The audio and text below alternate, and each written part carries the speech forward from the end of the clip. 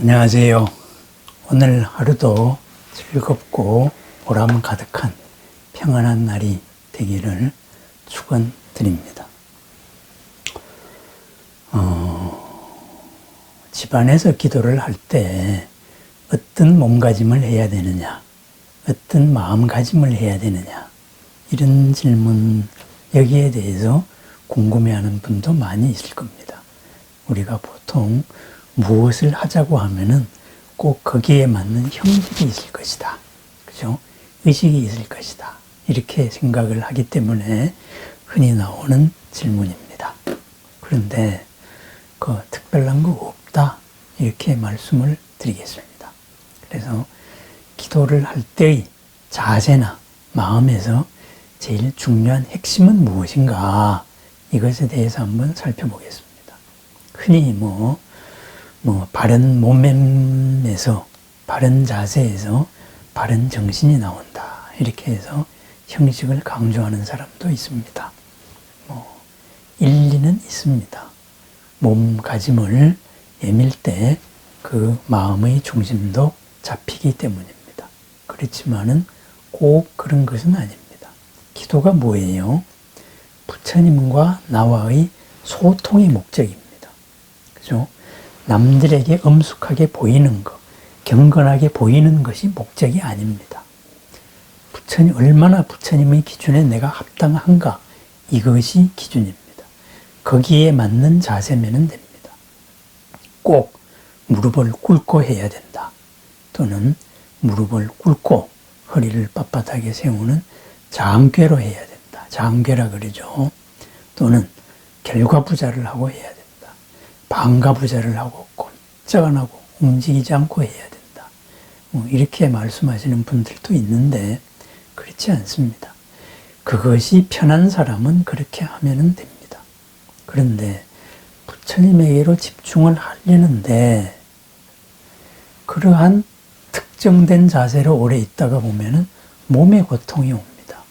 그래서 몸의 고통이 부처님의 집중을 방해하는 거예요.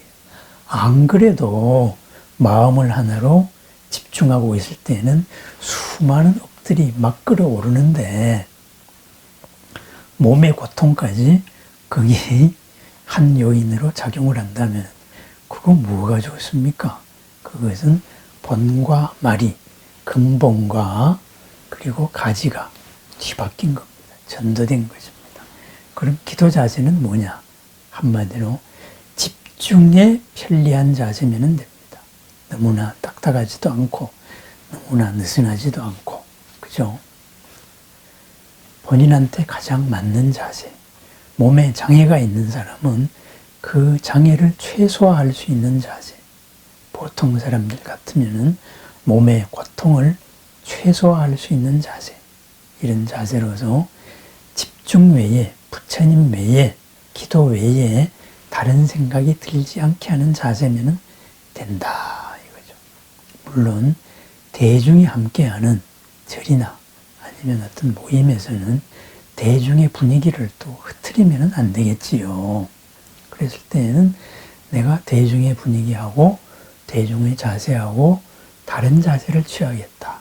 그럼 한쪽으로 조용히 비켜나면 되는 겁니다.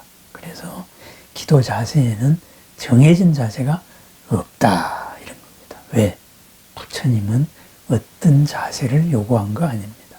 부처님께서 이렇게 기도해라 한 적 없습니다. 중요한 것은 부처님과의 소통이기 때문입니다. 그래서 기도 자세, 몸의 자세, 몸가짐에서는 흐트러지지 않으면 된다. 내가 집중을 할 수 있으면 된다.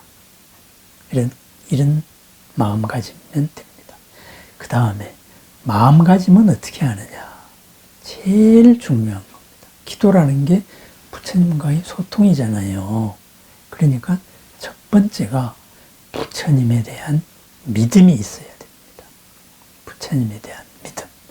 부처님은 완성된 분이고, 부처님은 모든 지혜를 갖춘 분이고, 부처님은 모든 공덕을 갖춘 분이고, 이러한 부처님은 나와 함께하고 있고, 나의 모든 것을, 현재의 상태를 부처님으로서 업그레이드 시켜줄 수 있는 분이다. 여기에 대한 확실한 믿음입니다. 이것이 믿음의 근본입니다.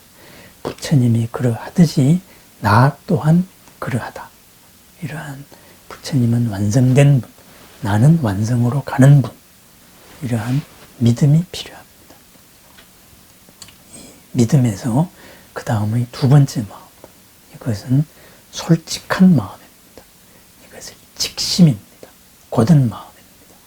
무슨 말이냐? 부처님 앞에서 내가 부끄러울 게 없어야 됩니다. 부처님 앞에서 지난 나의 부끄러움을 숨기면은 안 된다. 이런 말입니다. 부처님은 너 그렇게 부끄러운 거 내가 몰랐어. 이게 아닙니다. 나보다 더 잘 알고 있습니다. 삼천대천세계의 모든 중생들의 마음의 흐름이 고요한 부처님의 거울에 다 비칩니다. 흐르기 때문에 움직이면 움직이지 않는 데에 다 비쳐 있습니다. 부처님은 나보다 더 내 마음을 잘 알고 있습니다. 나의 살아온 업을 더 잘 알고 있습니다. 그래서 부처님 앞에 솔직한 마음, 바로 직심, 곧은 마음이 필요합니다. 그것이 기도에 갖춰야 될 두 번째 마음가짐입니다. 그것을 우리는 참회라고도 얘기합니다. 그러한 솔직한 마음. 그리고 세 번째에는 뚜렷하게 살아가는 방향의식, 바로 발언입니다. 소원입니다. 큰 목표를 위하여서 오늘 하루는 내가 이렇게 살아가겠습니다. 그러한 소원입니다. 발언, 원을 세우는 거죠. 부처님의 뜻에 맞는, 부처님께서 바라는, 나도 평안하고 남도 평안하고 나도 이롭고 남도 이로운 이러한 삶, 구체적인 삶을 오늘 하루 이렇게 살아나가겠습니다. 그러기 위해서 당면 과제, 당면의 목표는 이거입니다 하는 자기의 생활 방향, 생활 목표를 뚜렷이하는 발언의 마음이 제일 중요합니다. 이러한 남과의 관계에서 일상 수행보다는, 일상 생활에서의 수행보다는 개인적으로 자기와 만나는 시간을 가지는 출가 수행자들에게는 출가 수행자들이 목표가 있겠지요. 그죠? 그렇게 나가고, 그리고 우리 같이 사람들을 만나는 만남의 과정에서 이루어지는 제가 수행자들에게는 제가 수행자들의 목표가 뚜렷해야 됩니다. 이것이 기도의 마음 자세입니다. 그래서 기도를 할 때 이런 몸가짐은 어떠해야 되고 마음가짐은 어떠해야 되느냐. 여기에서 정해진 것이 없다. 몸가짐, 나의 마음이 부처님에게 집중하는데 산란되지 않는 몸가짐이면 된다. 고통을 일으키는 몸가짐 안 좋습니다. 부처님은 고행을 하지 말라고 하셨습니다. 내가 이렇게 힘든 자세로서 생떼를 쓰는데 부처님 지가 안 들어주고 백이냐? 그거 부처님한테 안 통합니다. 열심히 몸을 괴롭게만 할 뿐입니다. 마음만 산란합니다. 부처님과 소통이 되지 않습니다. 부처님과 소통을 하는데 방해가 되는 모든 것을 걸러낸 자세. 방자하지 않고 산만하지 않고 그리고 집중할 수 있는 자세. 자기 자신에 맞게. 관절염이 있는 사람이 무릎 꿇고 이럴 수 없는 거잖아요. 장애가 있는 사람이 결과부자할 수 없는 거잖아요. 그죠? 고통을 참으면서 집중을 할 수 없는 거잖아요. 그래서 이렇게 참선을 할 때도 마찬가지입니다. 의자에 앉아서 하면 어떻습니까? 이렇게 집중을 할 수 있는 자세. 그 다음번에는 기도하는 마음 자세로서는 세 가지. 우선은 확실한 믿음이 있어야 됩니다. 부처님과 나에 대한 믿음. 부처님은 완전하시고 나는 완전으로 가고 있다.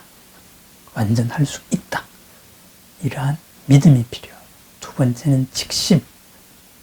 굽어지지 않은 바른 마음입니다. 바른 마음으로서 솔직해야 됩니다. 부처님 앞에 내 모든 것을 드러내놓고 그러한 내 모든 것을 하나씩 하나씩 부처로 바꾸어 나가는 이런 고든 마음, 직심이 필요합니다. 세 번째는 그러한 과정에서 하루의 생활 목표가 필요합니다. 이 생활 목표, 바로 발원입니다. 이것을 통해서 더 큰 삶을 살겠습니다. 발원은 이루어지면 회향입니다. 중간다리의 징검다리입니다. 이런 것이 필요합니다. 그래서 산란되지 않는 몸의 자세, 집중에 방해되지 않는 몸 자세, 이러한 몸 자세가 기도의 최적의 몸의 자세입니다. 기도의 최적의 마음 자세, 부처님과 나에 대한 믿음과 부처님과 나에 대한 솔직함, 직심과 그리고 오늘을 살아가는 구체적인 방향의식, 단기 목표, 이 세 가지가 중요하다고 하겠습니다. 신심, 직심, 그리고 발원, 언제나 잊지 말아야 될 우리들의 단기적인 그리고 장기적인 방향의식이고 걸어나가는 길입니다. 오늘 하루도 부처님과 더불어서 어제보다 더 큰 성취, 어제보다 더 큰 보람, 어제보다 더 큰 행복과 평안과 이로움이 함께하는 하루를 축원드립니다. 감사합니다.